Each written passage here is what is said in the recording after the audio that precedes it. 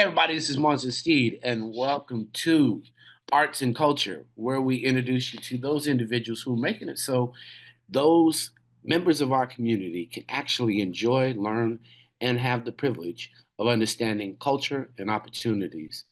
I've got a phenomenal opportunity. There are days that those individuals who want to know and learn more about our culture, institutions have been built for them, and there are companies that really are making it so we can have an opportunity and access is granted free.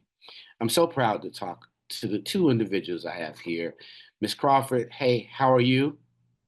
Fantastic, Medicine. Thank you so much for having us. How are you? I'm amazing. And my dear brother, Brother Scott, how are you? Yes, sir, Munson. Good to see you again. Thanks for the invitation. Yeah. It's amazing to really think about access. Access is so important for our community. One, having access to great culture. Two, having partners that make it so that a community like Detroit and a super corporate partner makes it so every child in Detroit has an opportunity to walk through the doors and know that they're welcome, invited, and without cost. Star, can you kind of share with us what that moment is and who the great corporate partner is that really is supporting, obviously, Black media? I want to say that out loud, and also supporting cultural institutions like the Wright Museum.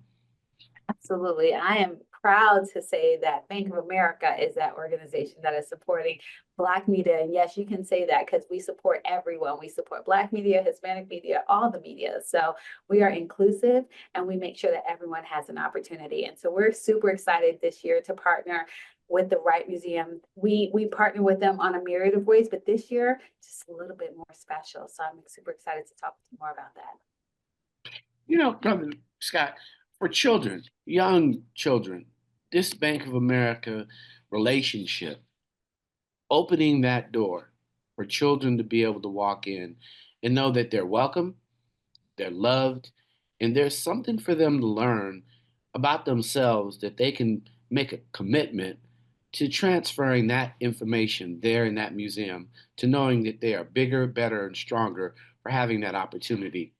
Can you share what that means to you and the All right. museum? Yeah.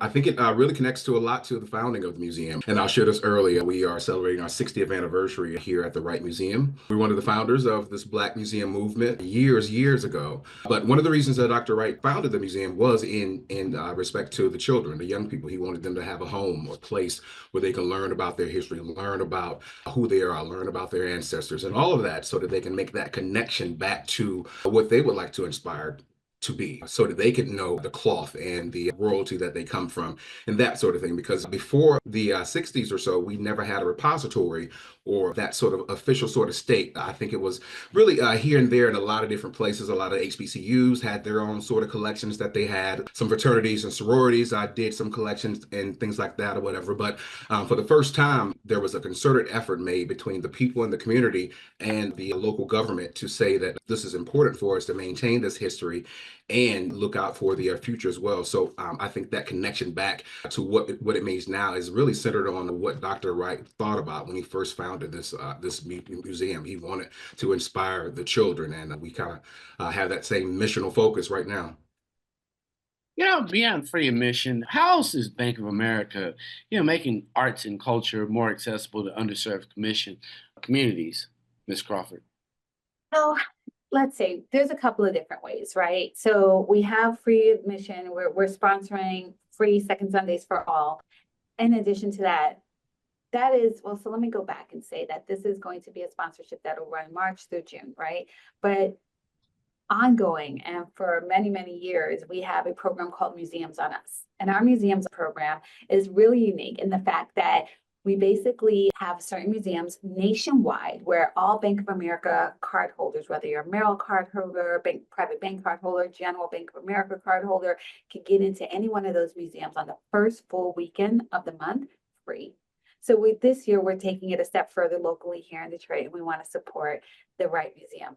Now, what I can tell you is that at Bank of America, we believe that when people have access to basic needs, stable income, secure housing, they are better positioned to thrive in their communities. And, when you think about the arts and the culture, it's a profound way of creating empowerment. when you think about it, just to be able to foster another holistic wraparound way of supporting the community and economic opportunity for social change. And so I think that this is just one of the ways that we show up uniquely and differently than other organizations, and making sure that we're not just talking about budgeting and savings, but we're talking about the whole person, not just your money. I love that. Cedric, opening a door, increases engagement. How do these initiatives like this wonderful Bank of America program of, you know, come in, hang out with us on Sunday and know that everybody in the community, every community is invited to the Wright Museum. So it's not just a Black community invited. The invitation's for everybody in the city of Detroit. So let's just make that clear and plain. It strengthens the community connection. Can you share how you've seen this?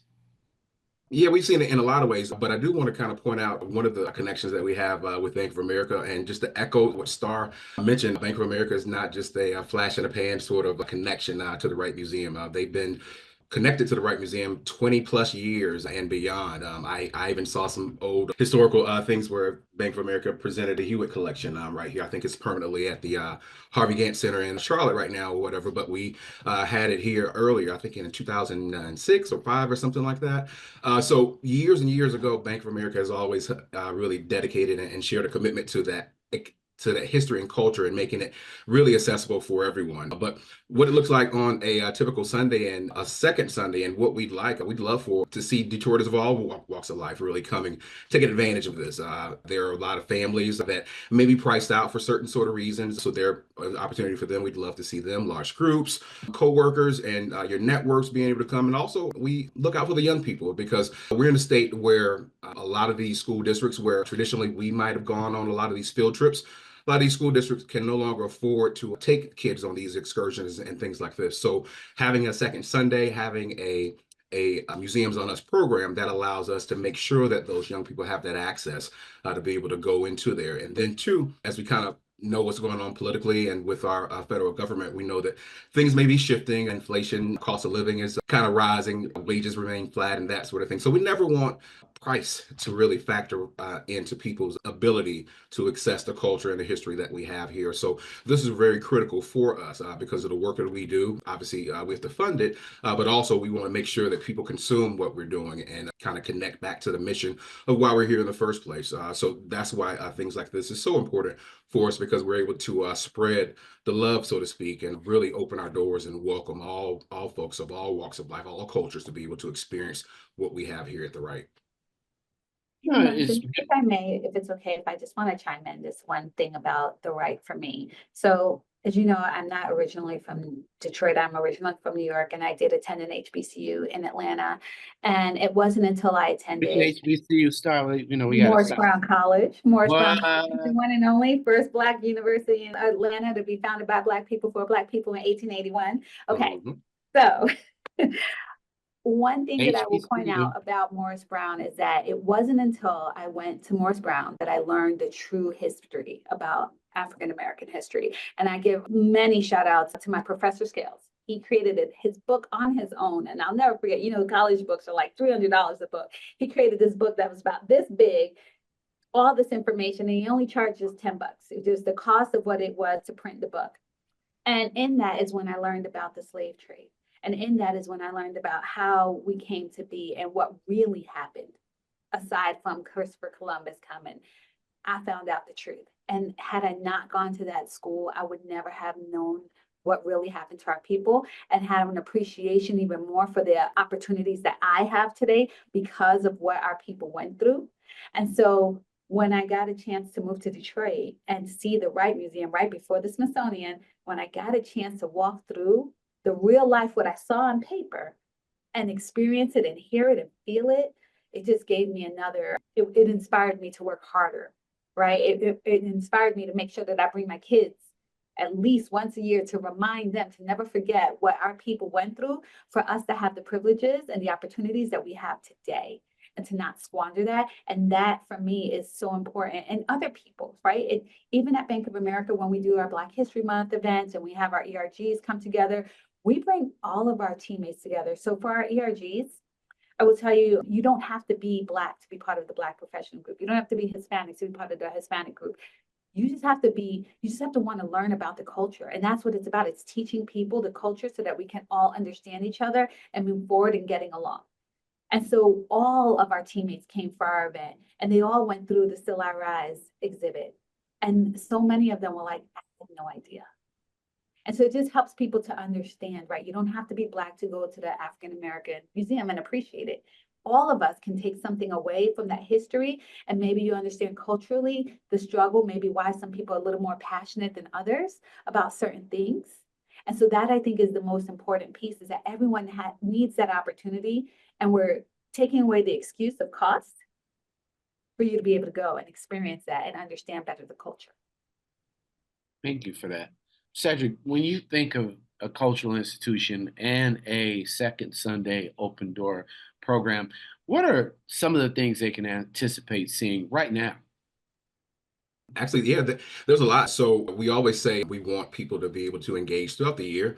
So we have things going on. Exhibitions might change every 3 to 4 months or so. So if you're only coming once a year, you might miss out on some of the things that are happening. But one of the things that we're really, really proud of is an exhibition that we have called Gems of the Wright Museum. In this exhibition, we're kind of highlighting some of the artifacts that we have. And we still have, although we're not the world's largest institution now, because they built the Smithsonian in 2017. So it dropped us down a little bit on that list, but we're still holds the world's largest artifact collection of 35,000 artifacts in there. And one of the things that we do is kind of showcase that in through our Gems of the Wright Museum exhibition. So that's an opportunity to see that collection and some of what we have on deck with that. Also, we have other sort of exhibitions that are there for people to partake. We have a brand new called I, Charles Wright exhibition. So it's one of the first times we've presented an exhibition on our founder, Dr. Wright.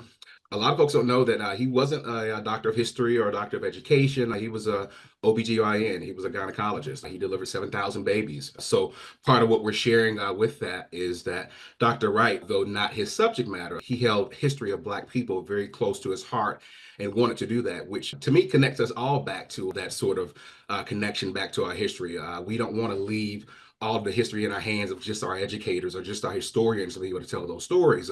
We want us all to be involved in a lot of that. So it's an opportunity for us to be able to engage in that and learn a little bit more about Dr. Wright, his mission, and also through the words of his daughters and those closest to him that we'll have. But also, I want to mention that this second Sunday is particularly special because it's March. March is the founding of our institution. We were founded on March 10th, 1965, just 2 days after Bloody Sunday. And it's kind of interesting with that story. Dr. Wright was down in Selma, Alabama, helping out with Bloody Sunday. And the next day, on the Tuesdays, 2 days after, he returned back to Detroit. And with 32 individuals, he founded the Wright Museum at that time. So he was always connected back to his history and his culture, not just really focusing on his profession only. He had other instances out there. So we're focusing on that and kind of telling some of that story so people can be a little bit more acquainted with Dr. Wright and what he brought, not only to Detroit, but to the world, as the Black Museum movement kind of originated through Dr. Wright and Ms. Spurrows and the Sabo Museum. So we have a chance to kind of experience all that. And Still We Rise is one of our core exhibitions that we have. So you can go through that and kind of get a journey through ancient Africa civilization all the way up until present day. And then also, I'll just say one more thing. We have a community day in celebration of our anniversary. So that community day will have kind of free gallery tours, food trucks outside, history lessons. We're going to have a Black Love performance with some storytelling and spoken word and singing and things like that. So it's going to be a really celebratory weekend, all the weekend. So that Saturday, obviously, is that community day that'll be free. And then we're also presenting the free day the next day for second Sunday as well. So the whole weekend coming up is going to be free for people. Scott, when you think of community in Detroit intentionally, Bank of America is making a true, not just here, but you have other community partnerships across Detroit. Can you kind of mention a few that you have? Because this is a phenomenal one, but you are really active, and Bank of America is active in the community. Yes, sir, absolutely. I mean, aside from our museums and us partners, right? So I'll just mention a few of our museums and us partners. We have the Motown Museum, the Henry Ford Museum, Michigan Science Center, Arab American Museum, right? So museums on us, but Bank of America overall for our efforts to impact economic mobility, we focus on basic needs, stable housing, income creation, and of course, empowering communities. And so what does that look like? That looks like us supporting food insecurity with Forgotten Harvest and food gatherers. That looks like in the income creation space, we're supporting Detroit Means Business, Detroit Economic Growth Corporation, Connect Detroit, Grow Detroit Young Talent, looking at Sarah Metro Detroit, even looking at Empower, right? That's just in our income creation space. And then when you look at stable housing, we're supporting Develop Detroit, we're supporting National Faith Home Buyers Organization. So there's a myriad of organizations, and just even in the space of empowering communities, right? Because that's kind of like the other space. But there are things that, that help make this community strong, the foundation of the work, the systemic policies that need support. That it's kind of like when you're building your house, no one sees what's behind the walls, or no one sees the concrete that holds up the house. Those are things that we need to support too. So you look at organizations like Detroit Future City, right? So those are just a few of the organizations that we're supporting in that space. But we think that when you do the work, when you support organizations that are out there empowering people, making this place a better place, that we all thrive. We all thrive. And that's what we're hoping to do in 2025. Hey, I want to thank you for coming on Rolling Out Arts and Culture. Star, you've done an amazing job, Ms. Crawford. Thanks to Bank of America for all they continue to do. My dear brother, Cedric, look forward to catching up at the Wright. And for all of you out there, be sure that you support the organizations and companies that support us. This is a phenomenal second Sunday opportunity. Take friends and family and let everybody know that Bank of America and Charles Wright's museum are both partnering to make it so we all can walk through the doors of culture each second Sunday. Peace.